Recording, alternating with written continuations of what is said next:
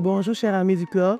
Je suis Chanel Guivilla, conseiller en management et marketing, CEO du groupe Cana Holding. Je vous souhaite une très bonne année 2025 et tous mes voeux de bonne santé, accomplissement, de paix, surtout de paix et de longévité.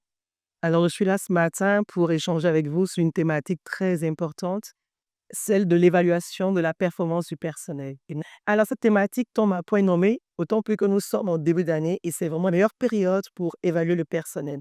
J'ai des questions à vous poser avant de commencer ce partage d'expérience. C'est d'abord, à quand remonte votre dernière évaluation du personnel?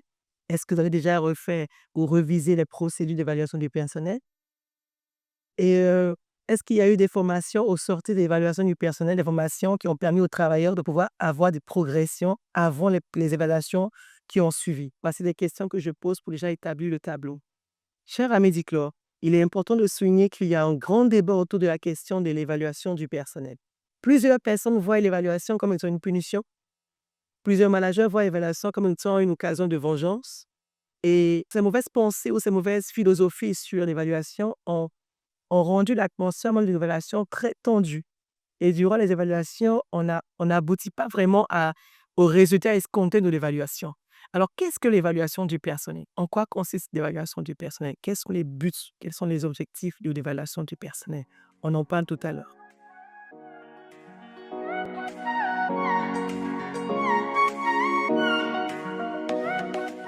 Pendant plusieurs années, plusieurs managers ont pensé que l'évaluation du personnel consistait à s'asseoir autour d'une table et poser deux ou trois questions au personnel. Alors, comment tu as travaillé? Comment tu as fait? Est-ce que tu es venu à l'heure au travail?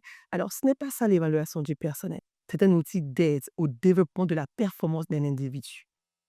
Alors, l'évaluation du personnel est un outil qui permet de montrer, de présenter le rendement d'un travailleur durant une période de 6 ou une année. Alors, ces critères d'évaluation qui sont déjà prédéfinis avant même l'évaluation permettront de mesurer la compétence de l'employé à atteindre ses objectifs. Au sortir d'une évaluation du personnel, on doit se rendre compte des opportunités que représente l'employé pour notre entreprise, sa force, et de voir un peu les domaines dans lesquels cet employé a besoin d'assistance pour faire mieux. Voici en fait la véritable définition de l'évaluation du personnel. Et je pense que tel que défini, vous voulez évaluer votre personnel. Alors maintenant que nous avons défini ce que c'est que l'évaluation du personnel, il est temps que nous présentons les différentes étapes pour réussir ce processus. En vrai, l'évaluation du personnel doit se faire 2 fois à l'année.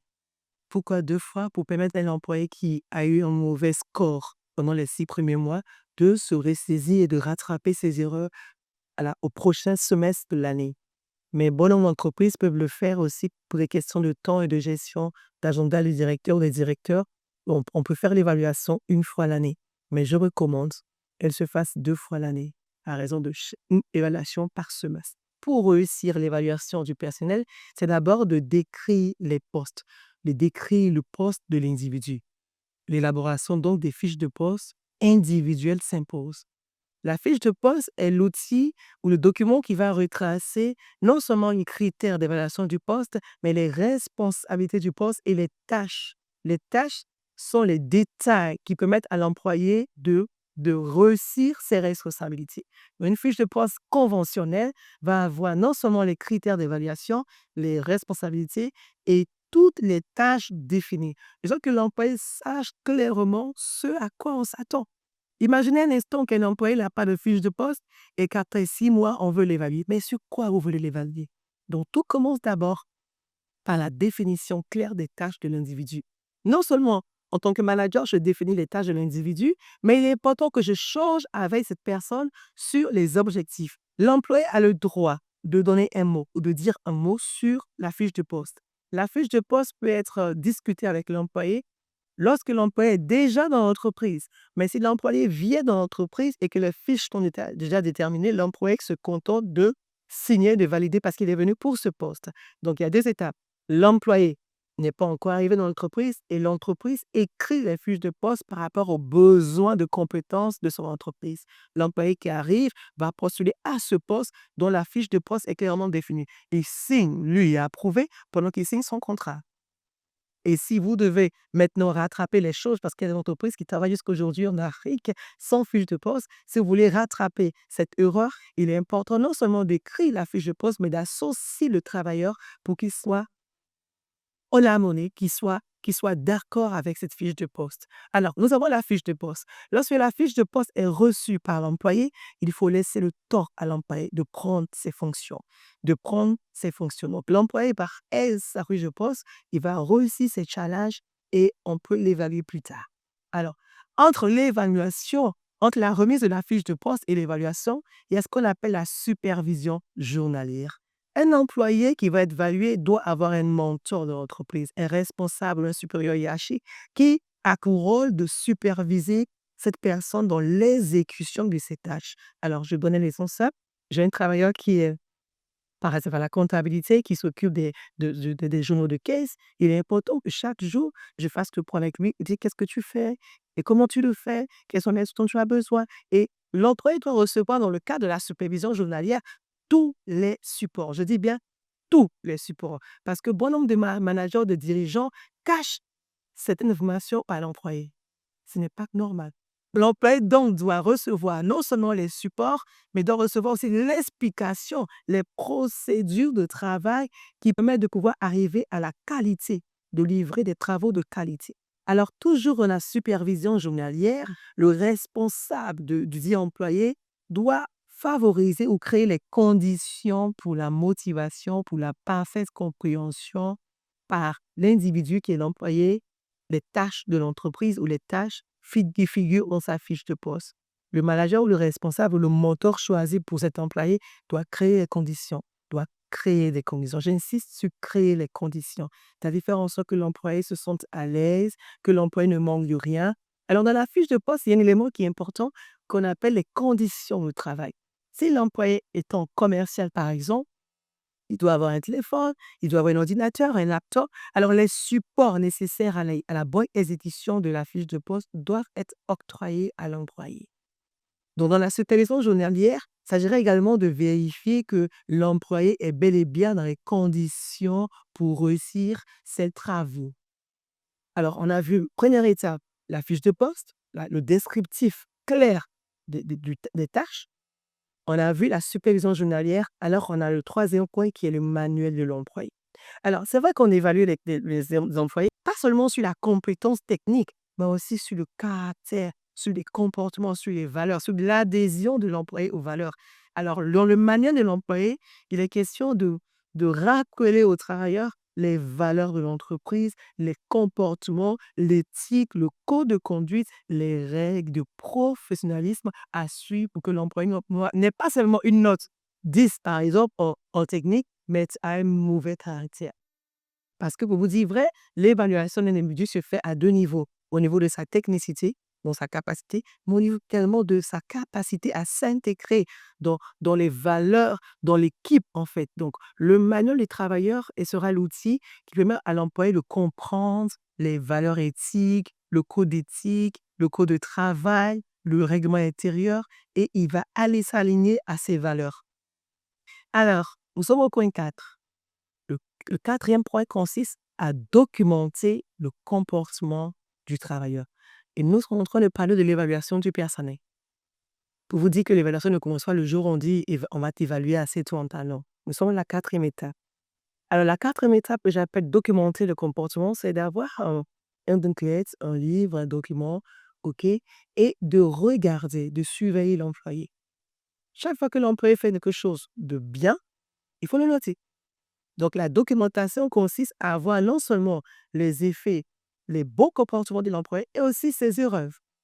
Je documente parce que lors de l'évaluation, il faut que j'ai des creux, lui dire, ah oui, tel jour, il y a eu telle action, tel jour, il y a eu telle action. Donc, je documente de façon périodique, de façon journalière, on peut le dire ainsi, ou hebdomadaire, l'attitude, le succès et l'échec de l'employé. Mais quand je documente, j'ai une rencontre, pas forcément formelle, elle peut être informelle, où j'apporte des suggestions. La critique, dans ce sens, la documentation ne doit pas être une critique qui, euh, qui démotive. La critique doit être une critique constructive. Je me rends compte, par exemple, que l'employé ne lit pas ses emails ou ne lit pas correctement ses emails. Alors, je me rends compte, je documente cela, je note, mais j'accroche l'employé. En fait, l'évaluation n'est pas pour moi de dire: «OK, j'ai vu tes failles et je vais à la fin, OK, te pénaliser». Non, c'est de dire: «Je veux qu'il soit performant, je veux qu'il soit motivé, je veux qu'il puisse apporter des résultats à l'entreprise. Donc je veux en sorte que ces lacunes d'aujourd'hui ne restent pas». C'est ça le but. Donc quand je vois une faute, je la documente, mais je m'approche de l'employé de façon constructive, je lui dis: «OK, voici ce que tu fais, voici comment le faire pour que la prochaine fois, cette erreur devienne une force». C'est ça le but. Mais plusieurs managers à ce stade, qu'est-ce qu'ils font? Ils gardent. Et le jour de l'évaluation: «Ah oui, tu as fait ça». C'est pas ça le but. C'est parce que le but de l'évaluation n'a pas été bien compris que plusieurs personnes n'aiment pas les périodes d'évaluation. On observe souvent que plusieurs employés sont malades à la période d'évaluation. Pourquoi? Parce qu'ils ne comprennent pas que l'évaluation est faite pour me booster, pour me relever, pour me corriger, pour m'améliorer, que je sois un très bon travailleur. La documentation ne consiste pas simplement à relever les fautes. Non, la documentation consiste à relever les succès, les faiblesses et en discuter avant même la période d'évaluation. Cette étape consiste à la planification des évaluations. Alors, j'aimerais encourager les top managers ou les chefs d'entreprise à, à motiver, sensibiliser les managers à l'importance des évaluations. Plusieurs managers que j'ai rencontrés se disent: «J'ai pas le temps, j'ai pas le temps». Mais si on savait à quel point l'évaluation était tellement importante, si on savait les enjeux, on aurait donné 1 heure de traitement pour les évaluations. Qu'est-ce qui se passe à ce stade? Il faudrait que les personnes qui doivent être évaluées sachent la date de l'évaluation. Donc, on a d'abord la période qui est annoncée. On envoie un mail et on dit: «Les évaluations se tiendront entre le 20 et le 25 novembre de l'année». Les employés savent la période d'évaluation, mais les dates de rendez-vous d'échange avec le personnel doivent être prises en avance. Chaque manager doit se disposer, doit se rendre disponible. Ce n'est pas juste que je suis en train de faire des choses, des opérations, il y a un client qui m'appelle, j'ai une urgence. Non, c'est aussi une urgence d'évaluer le personnel. On est tous très motivés quand il s'agit des activités clients. Mais si nous avons des clients et que le personnel n'est pas qualifié ou compétent ou motivé pour réussir ces challenges, comment on fait? Il faut une grande sensibilisation. Plusieurs managers accordent trop de temps aux clients et peu de temps aux employés. C'est une faute lourde. Alors, il faudrait que vous ayez du temps dans vos agendas pour planifier les évaluations. J'ai une histoire que je vais vous raconter rapidement. Nous avons été mandatés en tant que cabinet conseil pour l'évaluation du personnel parce que quand on dit de le faire, nous pouvons évaluer le personnel pour vous. On arrive à le jour de l'évaluation et les travailleurs ne savaient pas qu'il y avait évaluation. Surpris. Donc, non seulement nous devons indéfiniment communiquer aux travailleurs les dates exactes des évaluations et la durée et les personnes qui vont les rencontrer. C'est important de planifier ces rencontres. C'est le second point. Alors là, nous sommes le jour J de l'évaluation. Il y a eu une qualification et le jour arrive. Alors, pendant l'évaluation, ce qui est important de noter, c'est de parler du rendement. Il faut que nous arrivions tous en tant que manager à développer l'art de raconter le rendement de quelqu'un. Je m'explique. L'employé arrive, nous sommes dans l'évaluation, c'est l'étape 6. On ne commence pas par dire: «OK, tu as fait ça demain, tu as fait ça demain». Non. L'art de raconter le rendement de quelqu'un va le pousser à lui poser la question, par exemple: «Qu'est-ce qui t'a marqué? Quels sont tes succès? Qu'est-ce que tu as accompli, dont tu es fier?» par exemple. Et l'employé se sent tellement honoré, il commence à raconter: «Ah oui, il y a eu tel challenge, j'ai fait comme ci, j'ai fait ça». Vous voyez? Et là, du coup, ils ne se sont pas menacés. Il raconte l'histoire qu'il a vécue, il raconte ses exploits et il se souvient de ce qu'il a fait de bien. Et on peut aussi demander à l'employé dans là du rendement, c'est de lui dire: «Et qu'est-ce que tu as fait comme rendement qui n'a pas été pour toi quelque chose de tort, quelque chose de bien?» Et l'employé qui va raconter, c'est: «Ah oui, il y a une situation qui s'est passée, j'aurais dû faire ça». Vous voyez? Quand je commence à traiter, à pousser l'employé à raconter là de son rendement lui-même, il lui-même se rend compte qu'il y a des erreurs qu'il a commises et il trouve déjà l'imperfection dans ses mauvaises réactions. Alors donc cette partie est tellement essentielle, ne commencez surtout pas par dire: «Voici les erreurs, voici les fautes». Tu as raté ça, tel pas. Non. Qu'est-ce que tu as fait qui t'a plu? Et qu'est-ce que tu as fait que tu aurais pu mieux faire? De quoi es-tu fier en ces 6 mois? De quoi es-tu fier? Quelle est l'expérience qui t'a marqué? Par exemple, moi, je dirais, j'ai une expérience qui m'a marquée, c'est que j'étais cette année dans un challenge dans un pays, je devais animer 5 formations à la fois et j'avais un challenge de faire les 5 formations. C'était long, mais je me dis: «Je dois le faire, je dois le faire, je dois le faire» et étant même fatiguée, j'ai réussi ce challenge sans que le client ne sache mon état de fatigue. C'est important que je sois arrivé à nous rappeler, à rêver, à réfléchir sur nos exploits. Ça me donne de la joie et lorsque cet aspect est terminé, on peut maintenant parler des traits du caractère de l'employé.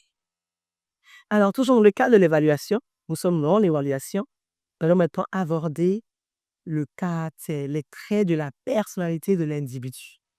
Alors, comment je fais? Un employé peut être compétent, mais avoir un comportement, pas qui ne me plaît pas, non. Non, ce n'est pas une affaire personnelle. Il faudrait que l'on aide nos idées personnelles, nos pensées personnelles de l'évaluation. L'évaluation doit être très objective.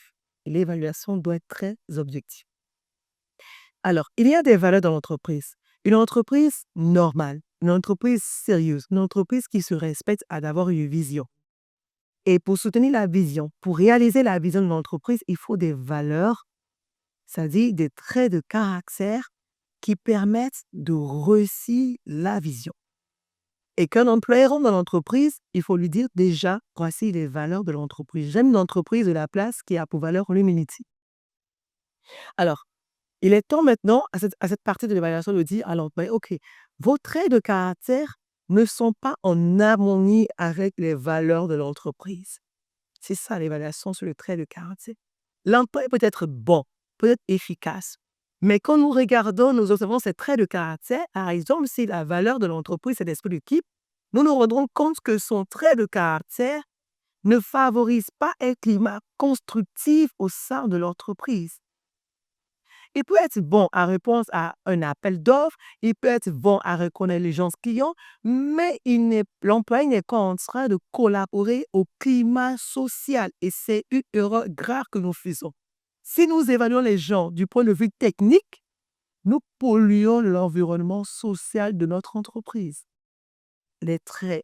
Et quand je parle d'évaluation des traits de caractère, je parle de l'individu, son input, c'est-à-dire son implication, son interaction avec les autres. En quoi est-ce que son caractère pollue l'environnement? On peut avoir affaire à quelqu'un qui est tellement jovial, qui déteint positivement sur le reste de l'équipe. C'est une force. C'est une force, il faut en parler. Donc, il faut évaluer non seulement le trait de caractère par rapport aux valeurs, mais le trait de caractère de la personne par rapport à l'influence que la personne a sur les autres. Je vais aller plus loin dans ce sujet parce qu'il y a des travailleurs qui sont compétents, qui sont ambitieux, qui sont courageux, mais leur présence au sein d'une équipe est une pollution. Un employé peut être bon, mais a une tendance à médire. Il est bon, l'employé il est bon, il est compétent, il est bon, il a tes attitudes devant, il est bon, mais il a une capacité à médire qui n'est pas constructive, qui ne bâtit pas l'esprit d'équipe. Alors quand l'employé est là, c'est toujours il a fait ça, lui il a fait ça. C'est des choses qu'il faut régler durant l'évaluation avec des preuves. Vous vous rappelez, au début, j'ai dit qu'il faut documenter. Alors, si je fais documentation, je dis, OK, il y a une telle situation qui s'est passée en juin 2024, par exemple, et il y a eu une situation, Marie-Louise s'est plaint de ton caractère, elle a dit que tu as divulgué son salaire aux gens. Alors ça, il faut que tu arrêtes parce que si tu continues, malgré que tu sois bon, on ne pourra pas continuer. Il est temps de décrier les anti-valeurs. Tout employé qui a des valeurs contraires aux valeurs est un ennemi de la vision. Il faut en parler. Et si l'employé reconnaît ses erreurs, l'employé doit prendre doit prendre des dispositions, doit prendre des engagements fermes pour dire, OK, je vais travailler sur ce côté de ma personne qui impacte négativement le climat social de l'entreprise. Les traits de caractère et leur impact sur le groupe doivent être discutés lors des évaluations. Alors, ce qu'il faut savoir ensuite, c'est qu'il faut documenter ces évaluations. Il faut les archiver, il faut les faire signer par le personnel, il faut les garder en interne et il va falloir les utiliser, les exploiter pour les ressources humaines. Alors, j'espère que vous avez appris beaucoup de choses sur l'évaluation, qu'aujourd'hui, l'évaluation n'est pas un secret pour vous et que cette mauvaise compréhension des évaluations n'est plus l'avance et que vous comprenez parfaitement ce que c'est que l'évaluation du personnel. Je vous encourage à le faire et si vous avez des questions, vous pouvez contacter le cabinet Canalding, qui est un cabinet spécialisé en conseil en management et en gestion d'entreprise. Nous sommes situés au Congo, nous sommes au Congo, nous sommes à Pointe-Noire, précisément au Congo, nous sommes aussi en Côte d'Ivoire, nous sommes au Gabon et nous restons ouverts ou accompagner votre entreprise dans les besoins de performance. J'espère de tout cœur cette vidéo vous a permis de pouvoir comprendre l'évaluation du personnel et d'aller vite commencer à évaluer votre personnel, pas dans un esprit de vengeance, mais un esprit de développement du potentiel que vous avez. N'oubliez pas ce slogan. Pour que vous puissiez respecter l'entreprise, il faut que les travailleurs soient motivés, dynamiques. Avoir des clients, c'est bien, mais avoir les travailleurs engagés, c'est encore mieux. Bonne journée à tous.